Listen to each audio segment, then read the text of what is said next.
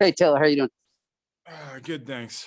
Good. Obviously a lot of focus in the last few weeks, month has been on you and Craich on that line, but just talk about what Craig Smith brings to that line that maybe the common eye doesn't see all the time.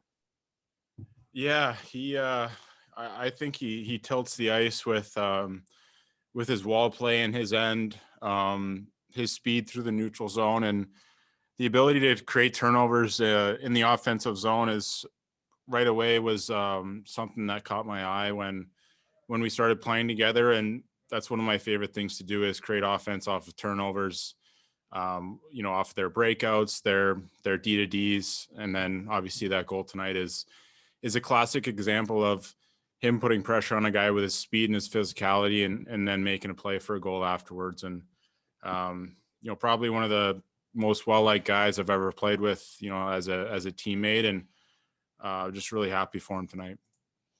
Tim Rosenthal. Taylor, obviously your goal has made the rounds on social media there. What's going through your process there?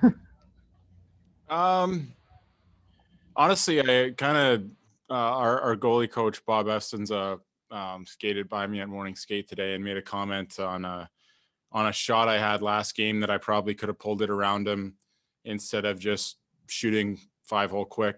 So that was kind of on my mind as the day went on. There's times in games that you just want to get it on net quickly. You want to surprise the goalie, but there's also times that if you can make a play around him, then that's what you can do as well. And I started to get some confidence goal scoring wise since I've gotten here, and that's probably a good example of that.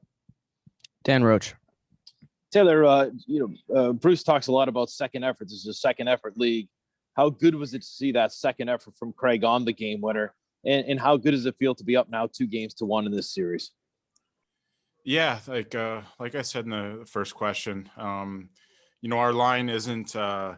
We haven't played together for 4 or 5 years like our first line, but we can create turnovers and put pressure on other teams just by tilting the ice and playing in their end and constantly being on them. And eventually, it's really hard to break out pucks clean in this league. And I think Smitty's one of the best at it, just creating those turnovers. And like you said, second effort league, we did that, I thought, the whole overtime, maybe not in the third period, but the whole overtime, we really had that going. And obviously being up 2-1 is huge for our group. And so now we kind of digest that one and move on to the next one and hope that, we can just have a good start to the game and go from there.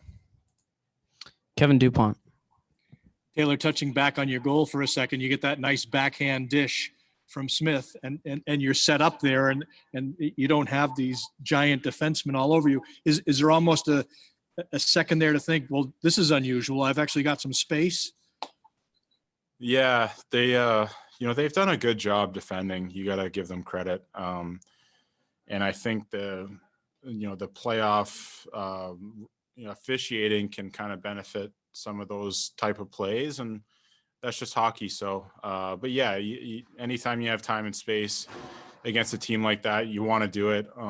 For the casual hockey fan, I don't know if they realize, but Washington plays man on man in their own zone where the other 30 teams in the league play a zone defense. So it's a little different.